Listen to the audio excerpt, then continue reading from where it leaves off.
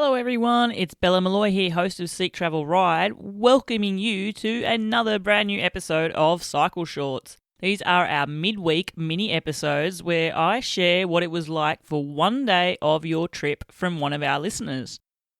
Now, if you've taken a bike adventure and want to share what it was like for one day of your trip and be featured in these episodes, to get involved, just send me an email to podcast@seektravelride.com and tell me all about what it was like for one day of your trip. Before I get into the episode, I just want to give a big heartfelt shout out to Redshift Sports who have come on board as supporters of Seek Travel Ride. Now, those of you who enjoy riding your bike on long dirt roads, far off the beaten track, perhaps taking in some long gravel bikepacking tours, you may have already heard of Redshift Sports.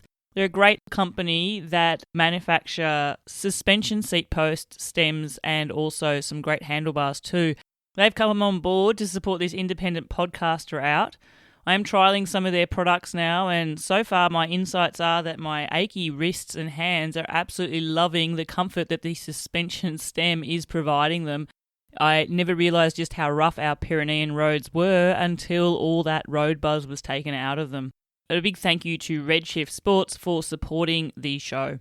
I've provided a link to Redshift Sports in the show notes so you can find out more about them as well. Now, on to the episode.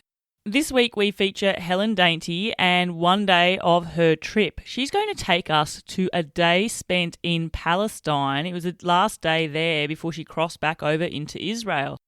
Now, like many of you, I feel like I know all about Palestine really for all the wrong reasons, especially since war broke out there in October last year. And if my memory serves me correctly, Helen was actually there not too long before war broke out. Anyway, this is a beautiful story sharing insights into what it was like for one day of her trip. Take it away, Helen. Hi Bella, the day I want to tell you about is my final day in Palestine in Nablus in the north of the West Bank. It's a beautiful, absolutely gorgeous city with a stunning old souk. I've been staying in a gorgeous hostel in a beautiful old building. It was up like a really steep, narrow staircase. So it was an absolute pain to get the bike up and down, but it was absolutely worth it. And I'd extended my stay really just to eat more desserts. That's how delicious of a town it was. But it was time to leave. And it was Friday, which is the religious holy day in Islam, of course. And I was crossing to Israel. Now, Israel control the checkpoint, so that closes according to Jewish holy days, not Islamic holy days, and Shabbat begins at sunset on the Friday. So even though people thought the checkpoint should probably be open on a Saturday, I wanted to be crossing before sundown on the Friday just to be sure. So I set off north. I stopped first of all at the ruins of Sebastia, which is a very old church of St. John the Baptist, where Christians and Muslims believe that St. John the Baptist was buried. And it was an enormous place, extensive ruins, and the car park had spaces for coaches. There was tourist infrastructure and souvenir stalls, but I was the only person there. It was extraordinary. Going north from there, I decided to stay on the main road because previously arriving into Nablus, I'd been on the back roads and a car had stopped me, just an unmarked car, a guy telling me he was police, which of course I didn't believe. And then he put his badge on and called an English-speaking police colleague who said, no, he is police. And the thing is, he thought I was Israeli. Israelis aren't supposed to be in the West Bank, but in practice, they do visit for a bunch of reasons, including cheaper shopping. So this guy, first of all, had thought I was Israeli, and then on ascertaining I wasn't Israeli, was concerned for my safety, that he thought if other Palestinians thought I was Israeli, I could be in danger. So I didn't want to be on the back roads and get into that sort of incident again. And also I'd been given a hat in the Palestinian colours, which I then displayed on my pannier just to avoid any sort of confusion.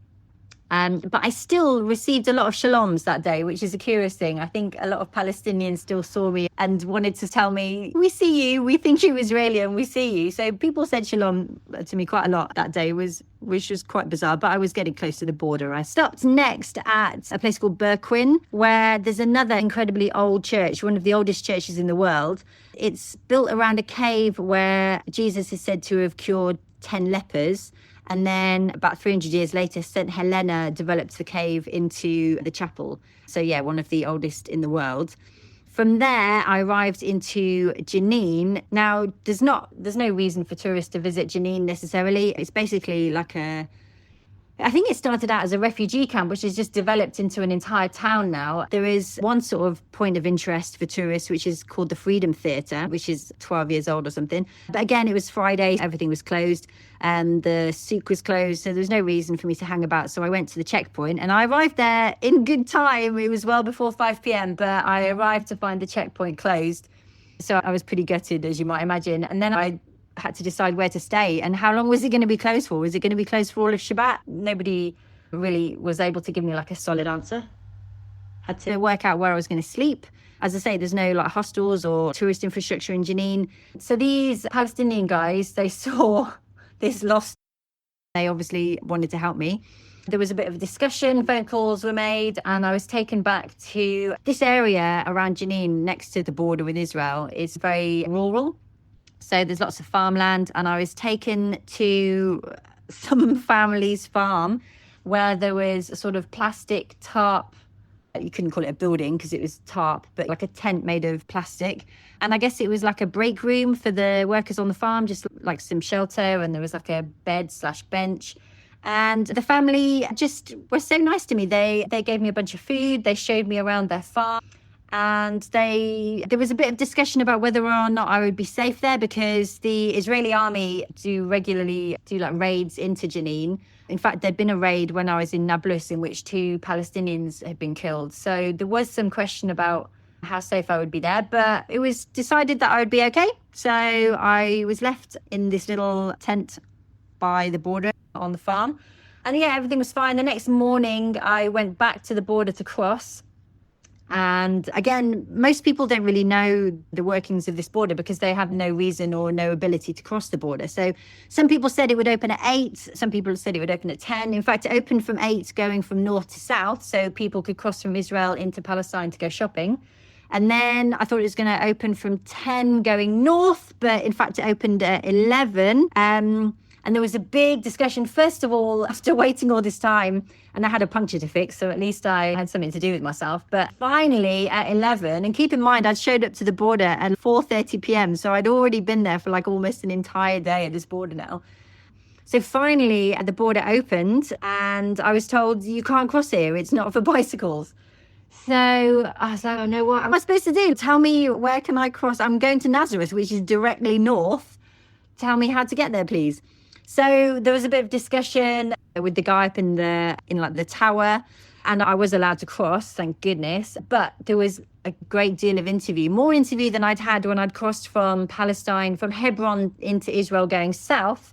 And that was much easier. Going now from Jenin into Israel there was a lot more conversation involved. First of all, I was asked what I was doing in Jenin. I explained that I got stuck here because the Israeli-controlled checkpoint had been closed. They were annoyed at me for staying in Jenin, but it was the closed border that was the reason I couldn't continue. Then they asked me what was I doing in Jenin, how did I get to Jenin, what was I doing in Nablus. There was a lot of questions, including had I been asked to carry anything across the border. And I thought I answered truthfully. I said, no, of course not. But in fact, that was an accidental lie because I'd been given so much food. During the day, I was given bananas and bread, and then on the farm, I'd been given tomatoes and cucumbers. Like, Palestinians had given me so much food that day that, in fact, I was carrying a lot of things that I'd been given across the border into Israel from Palestine. So that was a more dramatic and exciting end to my stay in Palestine. But I think it's a good example of, it's a phenomenon that I've noticed that on my last day in a country, I seem to receive the best of a country. People are the nicest to me. People want to stop and chat. People want to give me things. It's not the country behaving differently. It's my opinion about the country and how sad I am to leave a place.